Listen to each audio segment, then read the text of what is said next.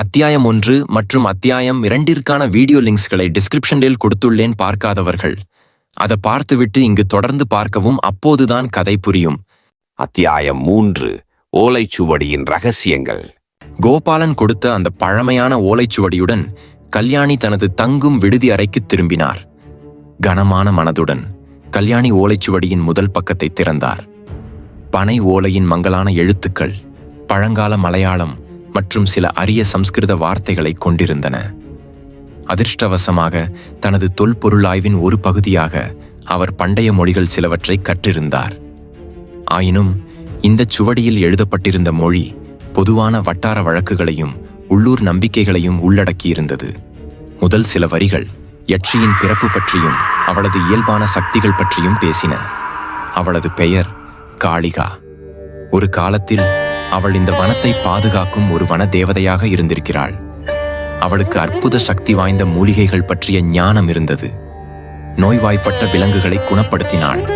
வனத்தின் சமநிலையை பாதுகாத்தாள். கிராம மக்கள் அவளை ஒரு காவல் தெய்வமாகவே மதித்து வந்தனர். ஆனால் அவளுக்கு ஒரு சாபமும் இருந்தது. ஒரு குறிப்பிட்ட பௌர்ணமி நாளில் அவளது சக்தியின் ஒரு பகுதி பலவீனமடையும். அந்த நேரத்தில் அவள் தனது உடலை ஒரு சாதாரண மனித பெண்ணாக மாற்றிக்கொள்வாள். கல்யாணிக்கு ஆச்சரியம். ஒரு அரக்கி எப்படி வனதேவதையாக இருக்க முடியும்? கோபாலன் கூறியது உண்மைதான். யட்சி வெறும் ஒரு அரக்கி அல்ல. அவளுக்கு ஒரு வரலாறு இருக்கிறது. அடுத்த வரிகளில் ஒரு கிராமத் தலைவனை பற்றிய குறிப்பு இருந்தது. அவனது பெயர் வீரபாண்டியன். வலிமையும் பேராசையும் நிறைந்த ஒரு தலைவன். அவன் காளிகாவின் சக்தியை அறிந்தான். அவளது பலவீனமான நாளையும் தெரிந்து கொண்டான். அவனது நோக்கம் காளிகாவின் மூலிகை சக்தியை கவர்ந்து தன் கிராமத்தை வல்லமையாக்கிக் கொள்வது. பௌர்ணமி நாள். வீரபாண்டியன் காளிகாவின் பலவீனமான நாளன்று அவளை ஏமாற்றி அவளது குகைக்குள் நுழைகிறான். அங்கு தனது மந்திர சக்தியால் காளிகாவை பிணைக்க முயல்கிறான். காளிகா தன்னை விடுவிக்க போராடுகிறாள். ஆனால் அவளது சக்தி பலவீனமாக இருந்ததால் அவளால் முழுமையாக போராட முடியவில்லை.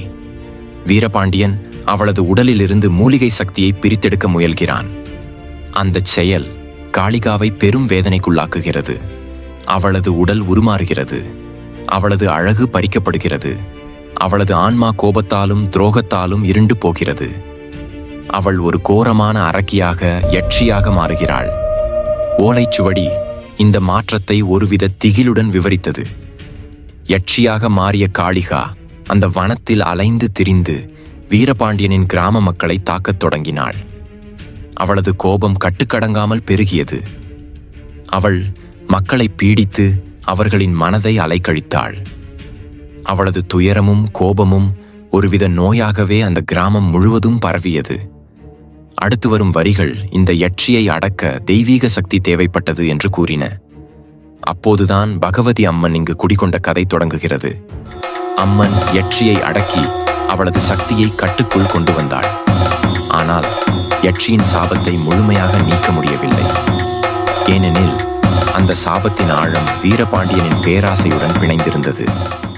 ஓலைச்சுவடியில் யட்சியின் சாபத்தை நீக்குவதற்கான ஒரு வழிமுறை கூறப்பட்டிருந்தது.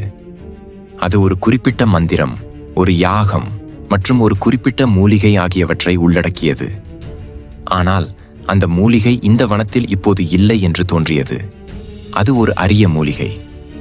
மேலும் அந்த மந்திரம் ஒரு குறிப்பிட்ட பௌர்ணமி நாளில் மட்டுமே உச்சரிக்கப்பட வேண்டும்.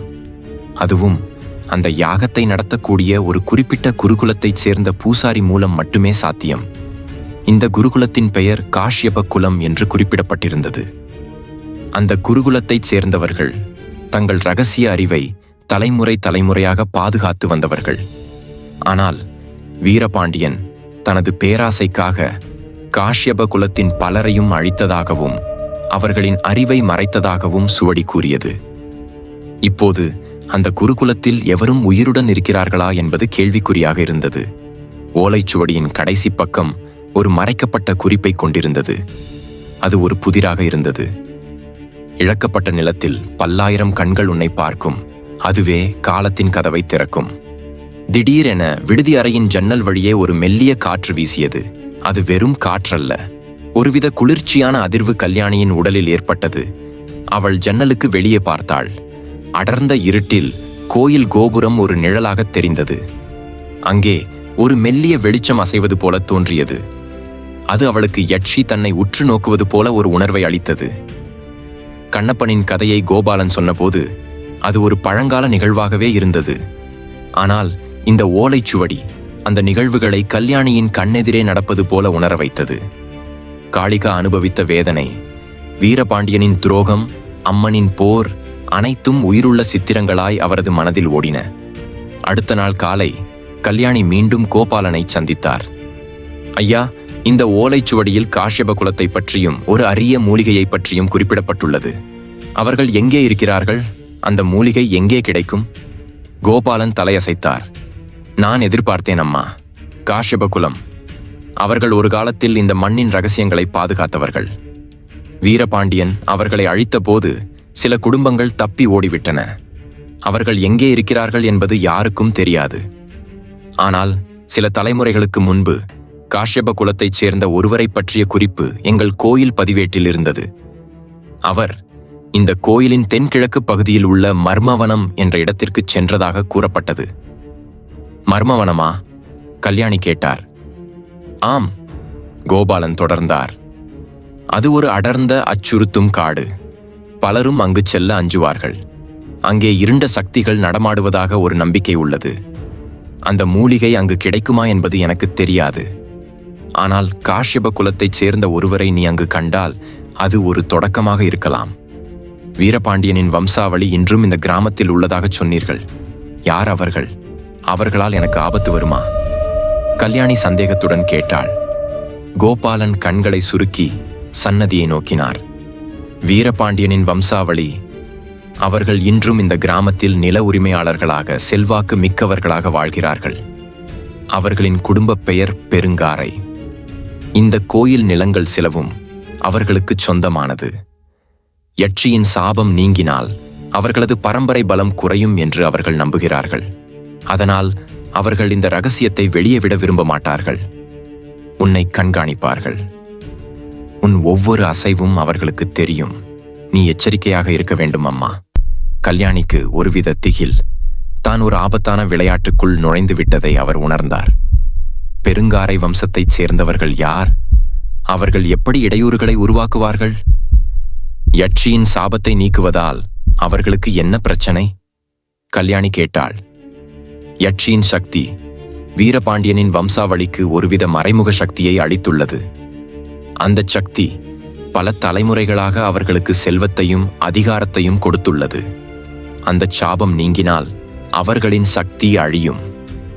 அதனால் அவர்கள் அதை தடுக்க எதையும் செய்வார்கள்.